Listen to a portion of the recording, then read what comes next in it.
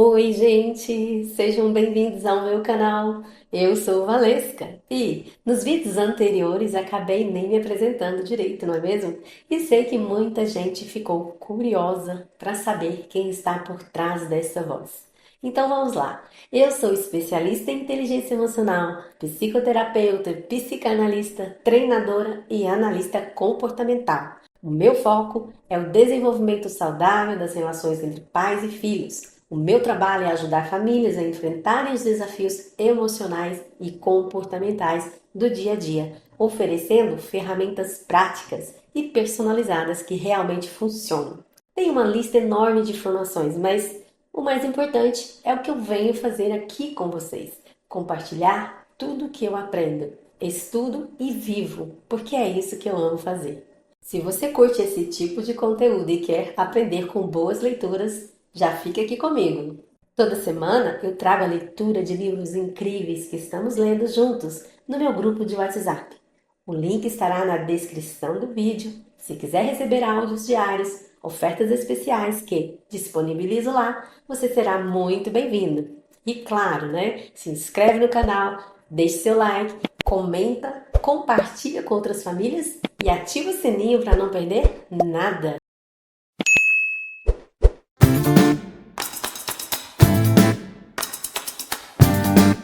Capítulo 2, parte 1: A construção do cérebro. O corpo humano é incrível pela maneira organizada que acomoda todos esses órgãos complexos em um espaço finito e os interliga em um sistema que funciona regularmente. Muitos cientistas dizem até que o cérebro humano médio é o objeto mais complexo do universo. O cérebro de um bebê não é apenas um cérebro adulto pequeno, e o crescimento cerebral, ao contrário do crescimento da maioria dos outros órgãos do corpo, não é um simples processo de aumento de tamanho.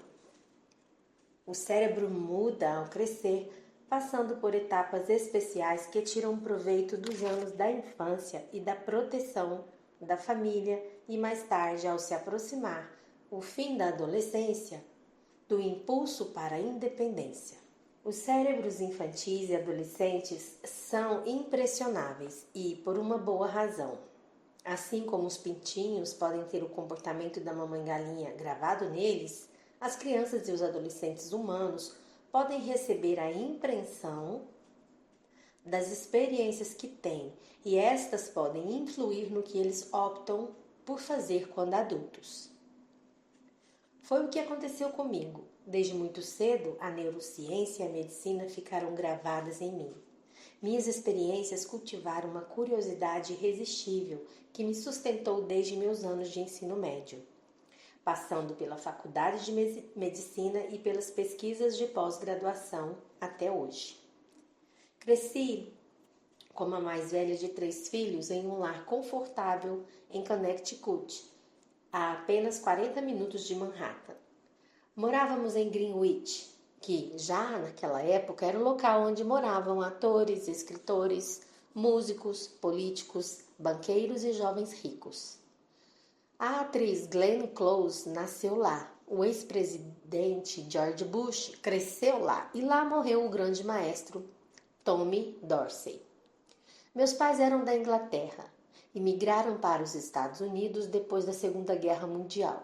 Meu pai veio depois de concluir a faculdade de medicina em Londres para fazer uma residência em cirurgia urológica na Universidade de Columbia.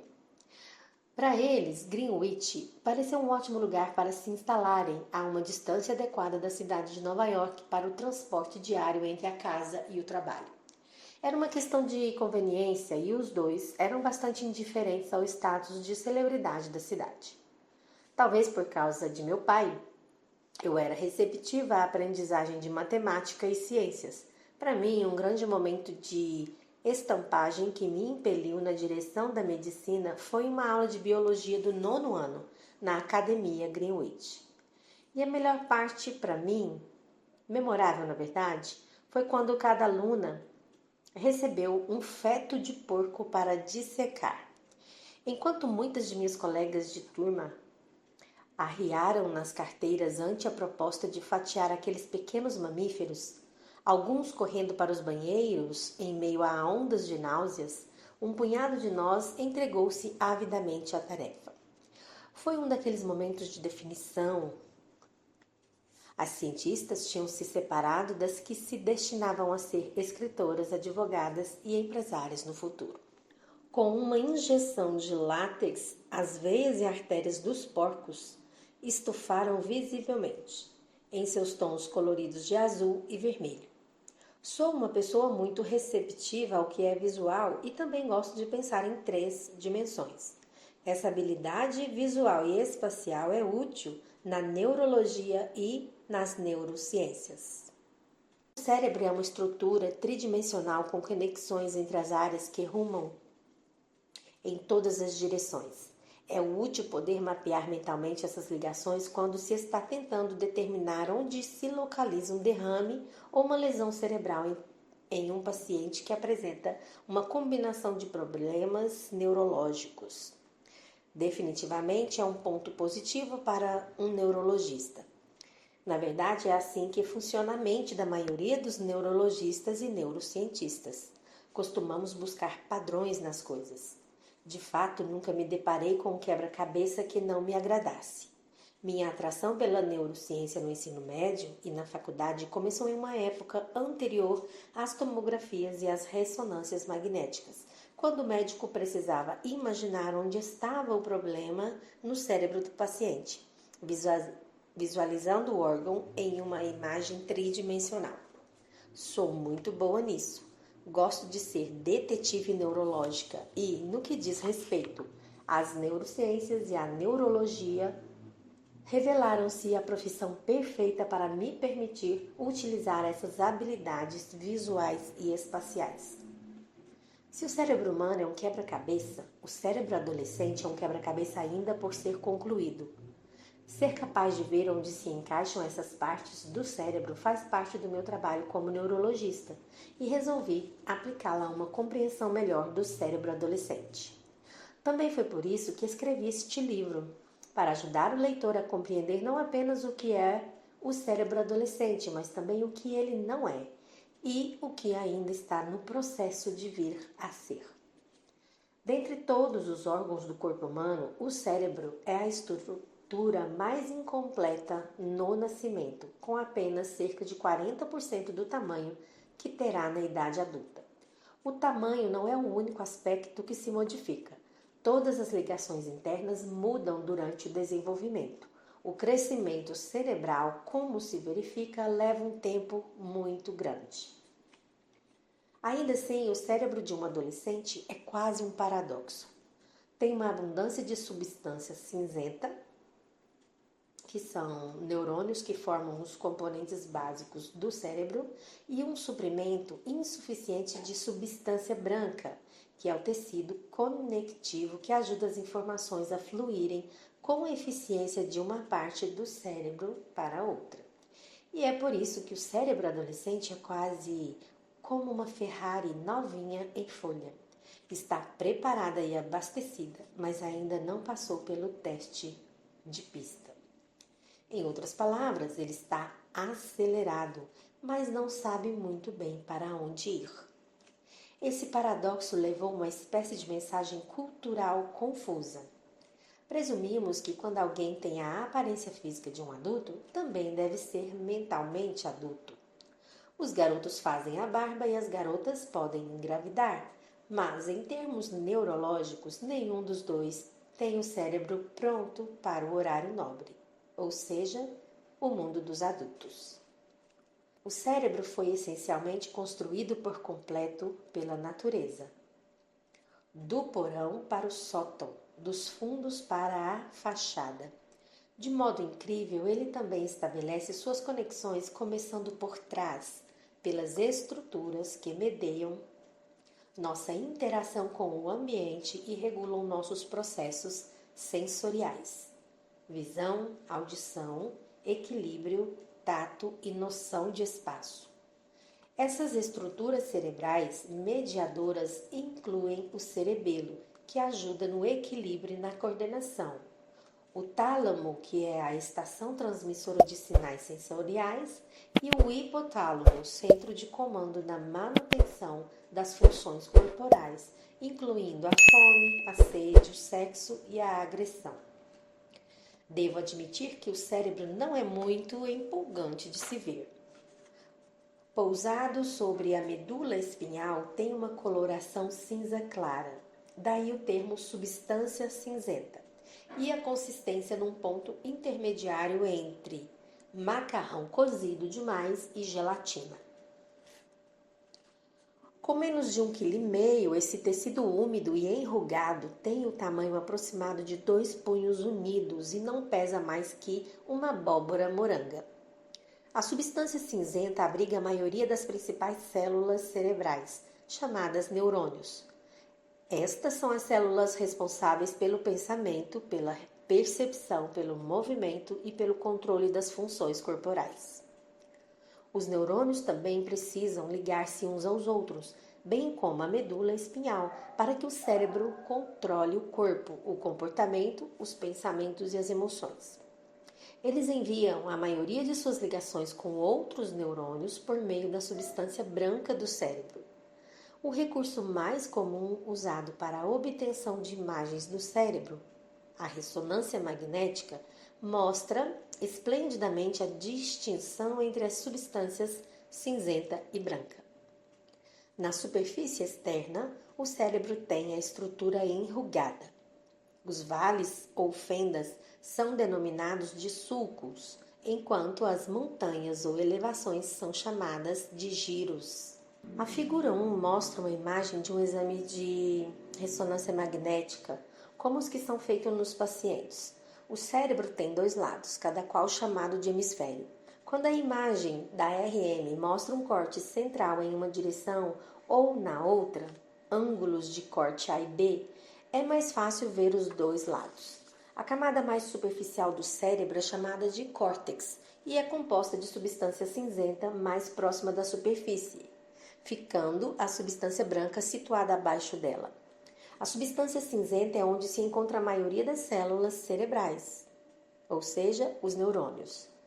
Os neurônios estabelecem ligações diretas com os que estão por perto, mas para se ligarem a neurônios de outras partes do cérebro, no hemisfério oposto ou na medula espinhal, a fim de ativar os músculos e nervos do nosso rosto ou corpo, eles enviam processos que atravessam a substância branca.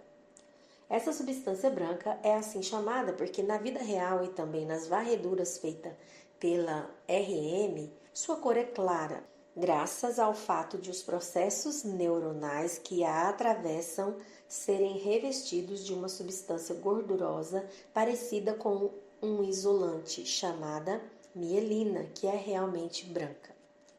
Como eu já disse, o simples tamanho ou mesmo peso, aliás, não é tudo. O cérebro de uma baleia pesa cerca de 10 quilos, o de um elefante, aproximadamente 5 quilos. Se o intelecto fosse determinado pela proporção entre o peso do cérebro e do corpo, estaríamos perdidos. Os saguis leõezinhos têm 1 grama de matéria cerebral para cada 27 gramas de matéria corporal, enquanto a proporção nos seres humanos é de 1 grama de peso do cérebro para 44 gramas de peso do corpo. Portanto, na verdade, temos menos cérebro por grama de peso corporal do que alguns dos nossos parentes primatas. É a complexidade do modo pelo qual os neurônios se ligam entre si que importa.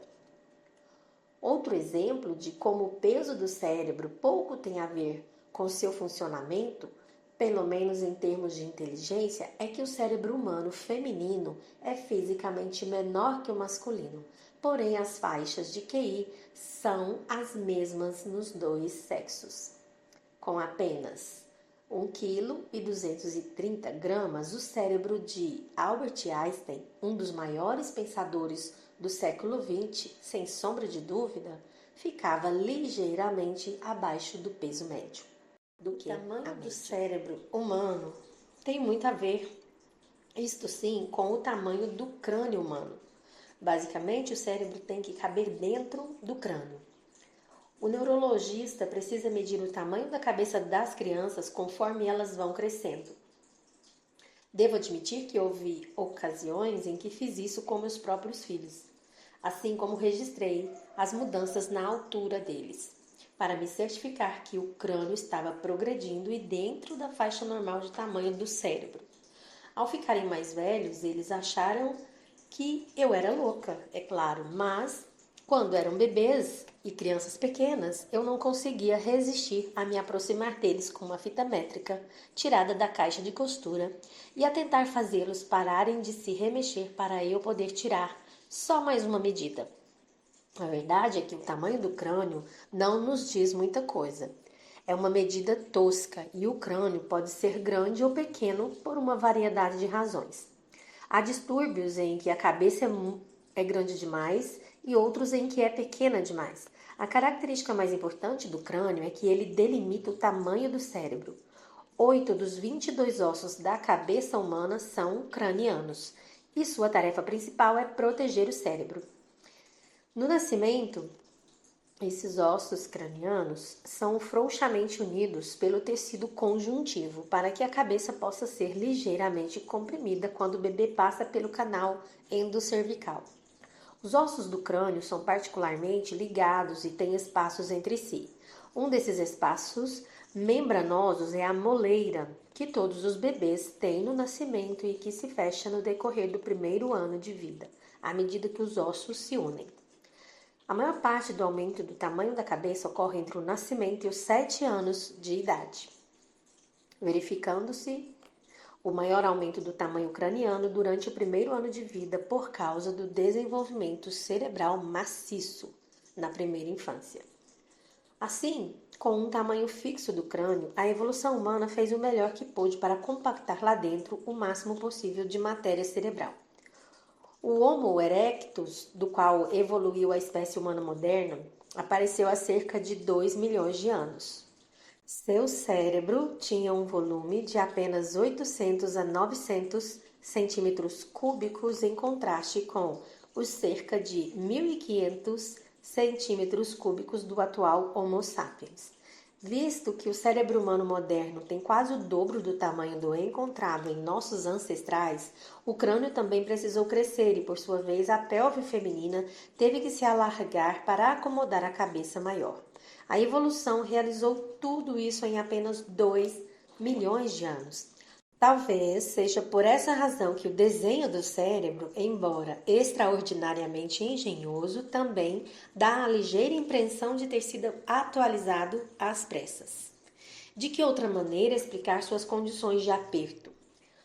Como uma porção de roupas espremidas num armário muito pequeno, o cérebro, esculpido pela evolução, parece uma fita dobrada e comprimida várias vezes.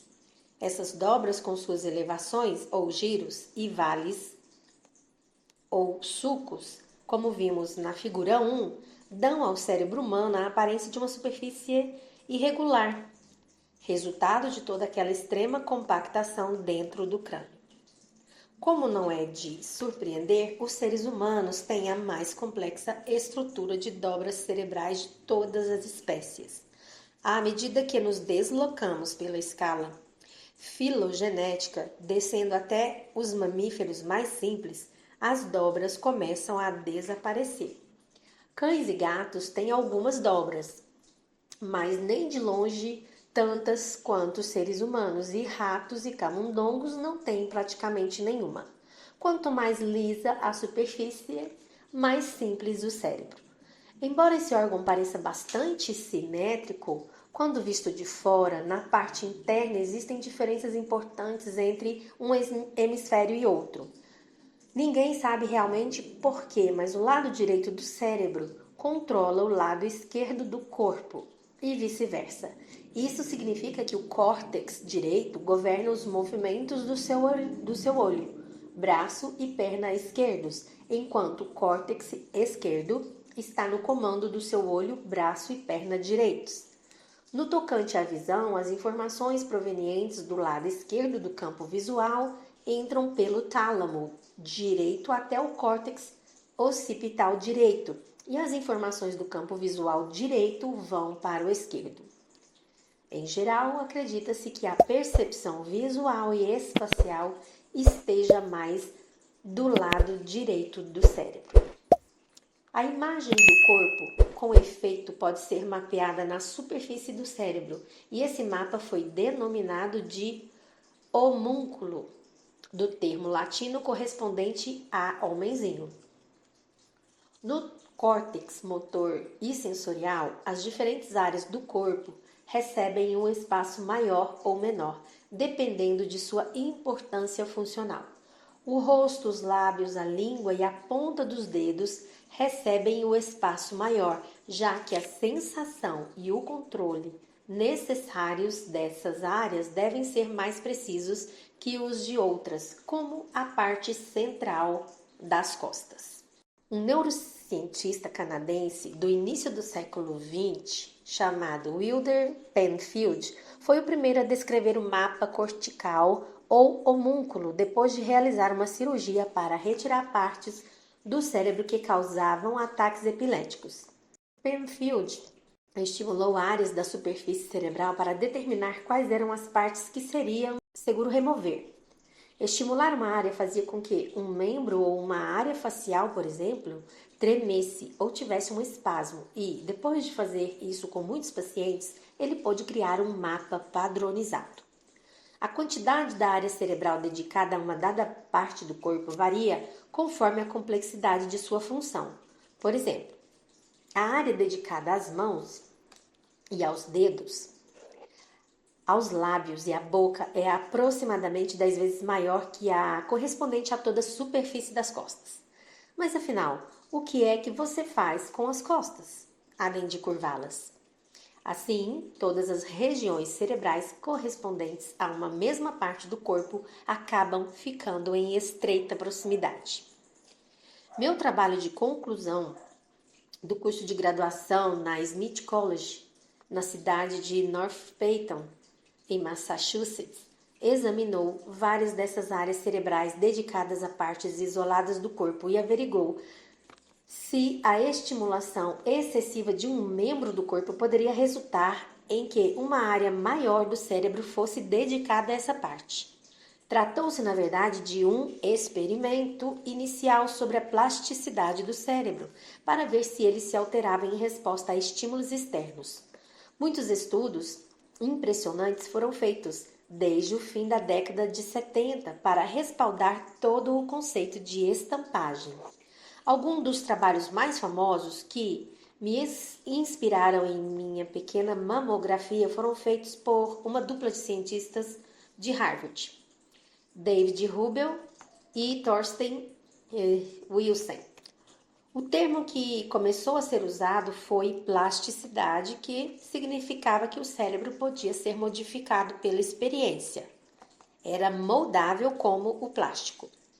Os cientistas mostraram que quando se criavam filhotes de gato com uma venda em um dos olhos durante o período equivalente aos anos de sua infância, eles ficavam meio parecidos com gatinhos piratas. Durante o resto da vida deles, não conseguiam enxergar pelo olho que estivera vendado. Os cientistas também observaram que a área cerebral dedicada ao olho vendado tinha sido parcialmente tomada pelas conexões do olho aberto. Eles fizeram outro conjunto de experimentos em que os gatinhos eram criados em meios visuais cheios de linhas verticais e constataram que, na idade adulta, o cérebro deles só reagia a linhas verticais.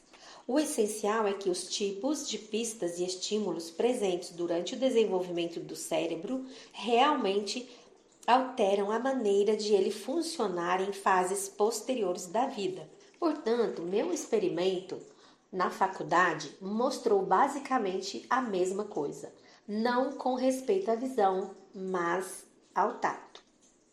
Na verdade, eu me diverti um pouco exibindo esse efeito genial da estampagem em nossa vida cotidiana. Nossa adorada gata morreu na idade avançada de 19 anos, e todos sentimos uma enorme saudade delas. Não demorou muito, é claro, para Andrew, Will e eu irmos ao abrigo local de animais à procura de gatinhos para levar para casa.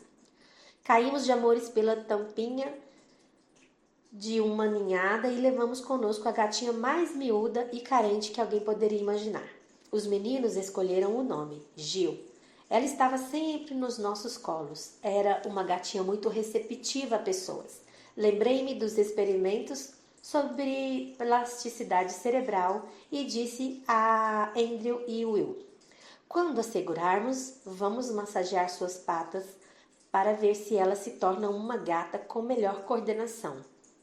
Assim, toda vez que a segurávamos no colo, massageávamos suas patinhas com as mãos, estendendo-as e tocando-as nos dedinhos que há nas patas dos gatos.